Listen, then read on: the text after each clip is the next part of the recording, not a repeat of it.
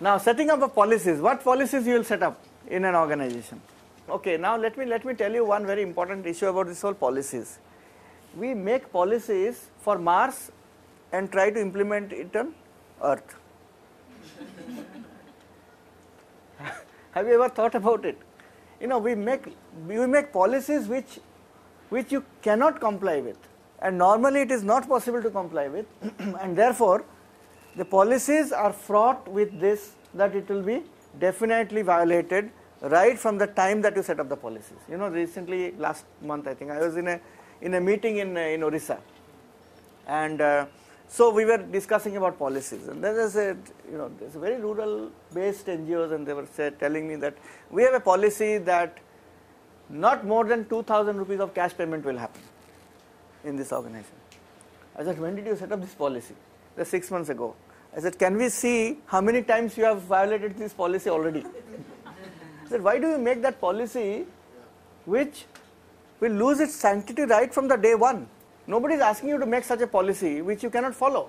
So therefore, please look at your policies, you know, learning number 1, exercise back home. Look at your policies and see whether these policies can be really implemented or not. There was one organization who said, every purchase above 20,000 rupees will require 3 quotations. No, they were always, see, 20,000 for that organization of 5 crores was happening almost 2-3 times a month, and then how many times they will run around and get quotations? What is a good policy in that case?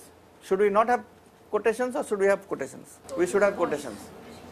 We should, once a year, you can even have the policy where you select regular suppliers, yes, and then use them for a period of a year or something, and then review it Right, after a year right, or 2 right. years, whatever Yeah, you say. yeah. You have anything else? We should have an overriding thing that all the time it may not be essential as long as you have a tried and tested supplier for a period of time. So that the due diligence, what you both are also saying and you are saying, the due diligence at the beginning, we can make it in a very robust manner and freeze it for whatever time, you know, for 6 months or a year. If the purchases are not too much, one-off, in a year 1 maybe, then of course you can afford to go for those processes. But if there are regular purchases happening, you cannot. So therefore, you need to find a way, but that doesn't mean that you will compromise on the accountability and the quality of your work. You can also have a financial committee. A finance committee. From all walks of life, from the people who are getting the services to your staff, you can have 3-4 members.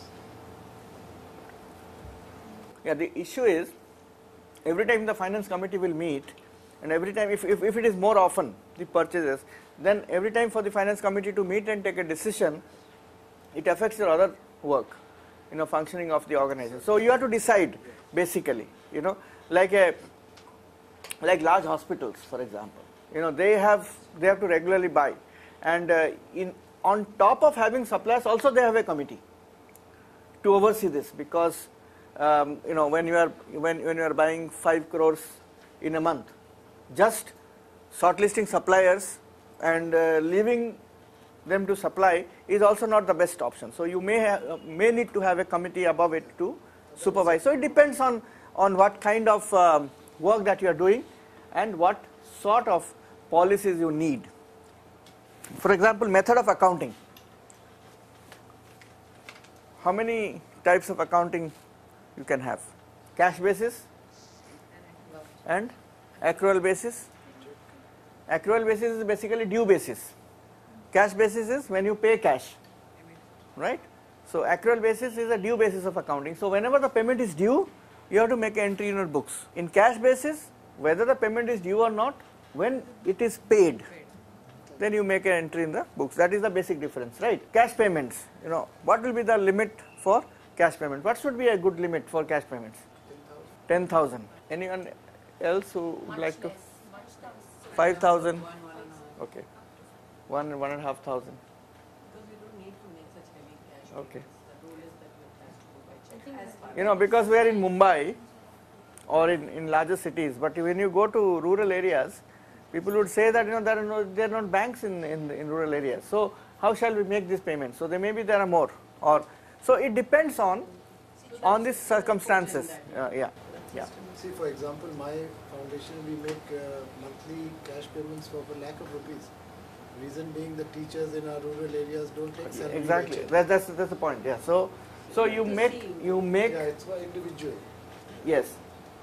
Not, I mean, you are making a lakh of rupees, but collectively or individually? Collective. Collectively, yeah. Individual pay. I'm talking about That's why I'm saying individual. 10,000 is the limit. for Yeah, teachers. 10,000 limit, but collectively more than So a lakh. it more or less covers. most Sure. of the people. Yes. So cash payments is a very important issue. Procurement we have already seen.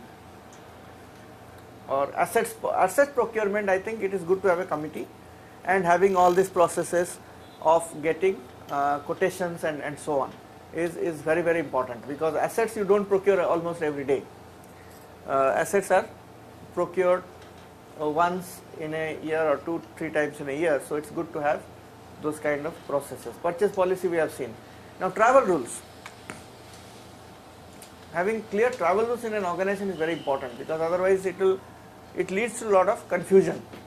Who is entitled for what, to what level, what basis, and all that. Salary structures. What kind of salaries and what kind of increments and what kind of benefits, leave rules, and even investments. How the surplus funds are going to be invested. These are some list which is not very elaborate. I mean, some indicative list, but you can have many more things to be added. So that is about setting up of policies. Now setting up of policies is the first thing.